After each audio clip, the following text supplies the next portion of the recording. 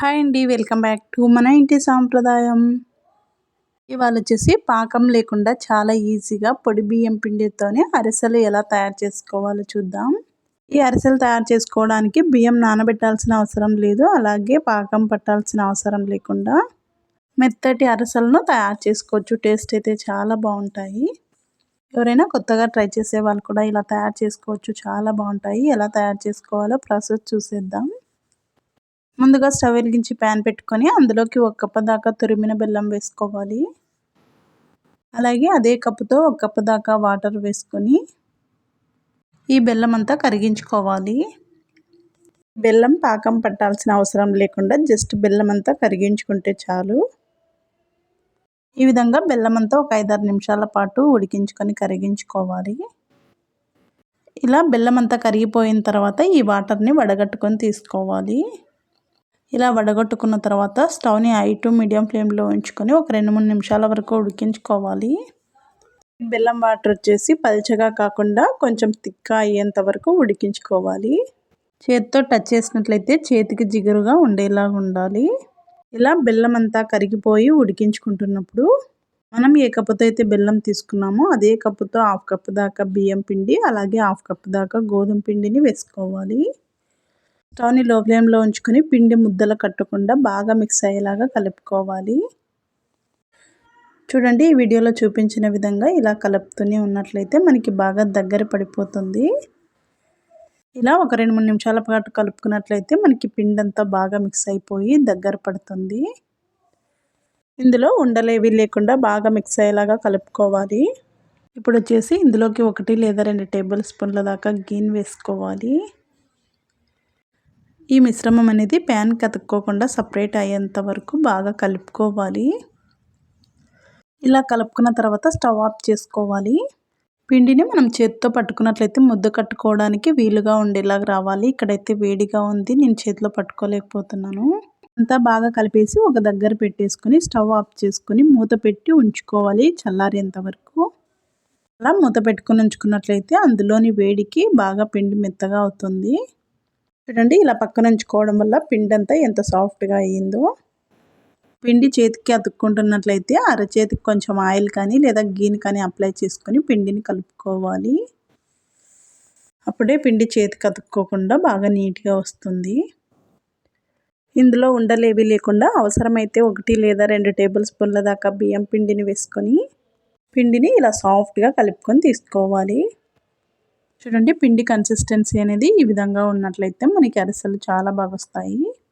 ఇప్పుడు ఇందులోని కొంచెం కొంచెం పిండిని తీసుకుంటూ చిన్న బాల్స్ లాగా చుట్టుకోవాలి. గారెలు చేసుకోవడానికి సరిపోయేంత పిండిని తీసుకొని ఇలా చుట్టుకోవాలి.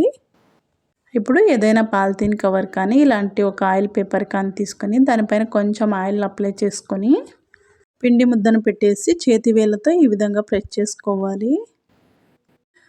ఈ విధంగా తయారు చేసుకోవాలి. చూడండి, మరీ పల్చగా కాకుండా అలాగని థిక్గా కాకుండా ఈ సైజులో ఉండేలాగా తయారు చేసుకోవాలి.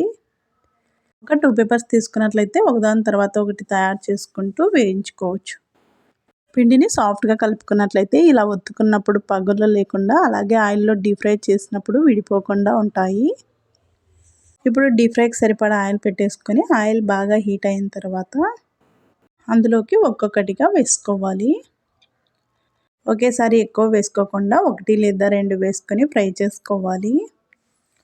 వేసుకున్న వెంటనే కదపకుండా కిందంతా మంచి కలర్ వచ్చిన తర్వాత మరొక సైడ్ టర్న్ చేసుకోవాలి. ఒక సైడ్ బాగా కాగిన తర్వాత మరొక సైడ్ టర్న్ చేసుకోవాలి. చూడండి, అప్పటికప్పుడు కలుపుకొని తయారు చేసినా కూడా ఆయిల్లో వేసిన విరిగిపోకుండా చాలా బాగా వస్తున్నాయి. ఇలా టర్న్ చేసుకుంటూ 2 వైపులా మంచి కలర్ వచ్చేంత వరకు ఫ్రై చేసుకొని తీసుకోవాలి. ఇలాంటి హోల్స్ ఉన్న గరిటెను తీసుకున్నట్లయితే పైన ఒక గరిటెను పెట్టుకొని ఈ విధంగా ప్రెస్ చేసుకున్నట్లయితే ఆయిల్ అంతా వచ్చేస్తుంది. ఎక్కువ ఆయిల్ని కూడా పీల్చవండి ఇలా తయారు చేసుకుంటే అరిసెలు. అలాగే మిగిలిన వాటిని కూడా ఇదే విధంగా ఒక్కొక్కటిగా వేసుకుంటూ ఫ్రై చేసుకోవాలి. ఇలా అరిసెలు తయారు చేసేటప్పుడు పిండి ఏమైనా లూజ్గా అయినట్లయితే ఇందులోకి ఒక 2 లేదా 3 టేబుల్ స్పూన్ల దాకా బియ్యం పిండి వేసుకొని తయారు చేసుకోవాలి. అలాగే పిండి అనేది గట్టిగా అయిపోయినట్లయితే వాటర్ని కొంచెం స్ప్రింకిల్ చేస్తూ పిండిని బాగా కలుపుకొని తయారు చేసుకోవాలి. అలాగే మిగిలిన వాటిని కూడా ఇదే విధంగా తయారు చేసుకొని తీసేసుకోవాలి. ఇలా తయారు చేసుకున్నట్లయితే ఒక 1 వీక్ దాకా నిల్వ ఉంటాయి. టేస్ట్ అయితే చాలా బాగున్నాయి. పాకం పట్టే పని లేదు. అప్పటికప్పుడు ఇన్స్టెంట్గా తయారు చేసుకోవచ్చు ఈ అరిసెల్ని. ఇలా మీరు కూడా ఈ సంక్రాంతి పండుగకు ఒకసారి తప్పకుండా ట్రై చేసి చూడండి. టేస్ట్ అయితే చాలా బాగుంటాయి. తయారీ విధానం కూడా చాలా ఈజీగా తయారు చేసుకోవచ్చు. మెత్తటి అరిసెలను ఎవరి సపోర్ట్ లేకుండా మనమే చాలా ఈజీగా తయారు చేసుకోవచ్చు. అలాగే ఈ సంక్రాంతి పండుగకి కరకరలాడే మురుకుల్ని 15 నిమిషాల్లో చాలా ఈజీగా ఎలా తయారు చేసుకోవాలో చూసేద్దాం. ఇలా తయారు చేసుకున్నట్లయితే కరకరలాడుతూ గుల్లగా చాలా బాగా వస్తాయి. పండగంటేనే రకరకాల పిండి వంటలతో ఇంట్లో బిజీగా ఉంటాం కాబట్టి చాలా ఈజీగా తయారు చేసుకోవచ్చు వీటిని. ముందుగా ఒక బౌల్ తీసుకొని అందులోకి 1.5 కప్పు దాకా బియ్యం పిండిని వేసుకోవాలి. ఈ బియ్యం పిండి వచ్చేసి మిల్లులో పట్టించిన బియ్యం పిండిని తీసుకున్నాను. అలాగే ఇందులోకి ఒక 1/2 కప్పు దాకా శనగపిండిని వేసుకోవాలి. ఇందులోకి 1.5 టేబుల్ స్పూన్ దాకా ఉప్పు, అలాగే ఒక 1 టేబుల్ స్పూన్ దాకా కారం వేసుకోవాలి. మీరు తినే స్పైసీని బట్టి కారం వేసుకోండి. అలాగే ఇందులోకి ఒక 1 టేబుల్ స్పూన్ దాకా వామును కూడా వేసేసుకుని బాగా మిక్స్ అయ్యేలాగా కలుపుకోవాలి. ఇలా పిండిలోకి కారం, ఉప్పు, వాము అంతా బాగా మిక్స్ అయ్యేలాగా కలుపుకోవాలి. ఇలా కలుపుకున్న తర్వాత ఇందులోకి ఒక 2 టేబుల్ స్పూన్ల దాకా గీని కానీ లేదా వేడి చేసుకున్న ఆయిల్ని కానీ వేసుకోవాలి. మీ దగ్గర బటర్ ఉన్నట్లయితే బటర్ని కూడా వేసుకోవచ్చు, చాలా బాగుంటాయి. ఒక 2 టేబుల్ స్పూన్ల దాకా గీని వేసుకొని బాగా మిక్స్ అయ్యేలాగా కలుపుకోవాలి. పిండిని రఫ్ చేస్తున్నట్టుగా కలుపుకున్నట్లయితే గీ అనేది చాలా బాగా పడుతుంది. ఇందులోకి గీ వేసి కలుపుకున్న తర్వాత పిండి అనేది ముద్ద కట్టుకోవడానికి వీలుగా ఉండాలి. అప్పుడే మనకి మురుకులు చాలా బాగా వస్తాయి. తర్వాత ఇందులో కొంచెం కొంచెం వాటర్ వేసుకుంటూ పిండిని కలుపుకోవాలి. పిండి మరీ జారుడుగా కాకుండా అలాగని గట్టిగా కాకుండా కలుపుకోవాలి. ఈ వీడియోలో చూపించిన విధంగా ఇలా పిండిని సాఫ్ట్గా కలుపుకోవాలి. ఇప్పుడు మురుకుల గొట్టంలో 3 హోల్స్ ఉన్న బిళ్ళను తీసుకొని మురుకుల గొట్టం తీసుకొని అందులోకి కొంచెం కొంచెం పిండిని వేసుకోవాలి. పిండి ఎంతైతే సరిపోతుందో అంత పిండిని వేసేసుకుని మిగిలిన పిండి అంతా ఆరిపోకుండా మూత పెట్టి ఉంచుకోవాలి. ఇప్పుడు డీప్ ఫ్రైకి సరిపడా ఆయిల్ పెట్టేసుకొని ఆయిల్ని బాగా హీట్ చేసుకోవాలి. ఆయిల్ బాగా హీట్ అయిన తర్వాత అందులోకి వేసుకోవాలి. ఆయిల్ కాగేంత వరకు హై ఫ్లేమ్లో ఉంచుకొని తర్వాత మీడియం టు హై ఫ్లేమ్లోకి మార్చుకుంటూ మురుకుల్ని ఫ్రై చేసుకోవాలి. వేసిన వెంటనే కదపకుండా ఒక సైడ్ బాగా కాగిన తర్వాత మరొక సైడ్ టర్న్ చేసుకోవాలి. ఇలా 2 వైపులా కాగి ఆయిల్లోని బబుల్స్ అన్నీ ఆగిపోయిన తర్వాత తీసేసుకోవాలి. అంతేనండి, ఈ విధంగా తయారు చేసుకొని అలాగే మిగిలిన వాటిని కూడా ఇదే విధంగా తయారు చేసుకొని తీసుకోవాలి.